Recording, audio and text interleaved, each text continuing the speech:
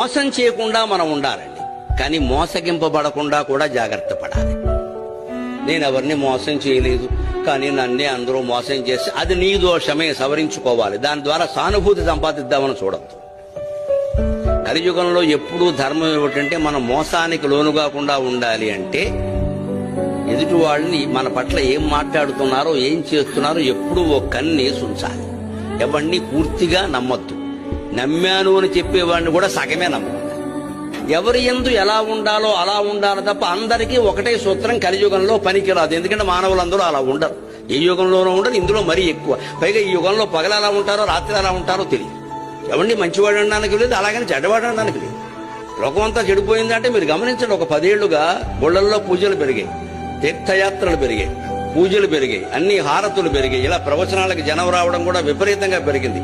కానీ ధర్మము నీతి పెరిగిందని చెప్పగలరా మీరు?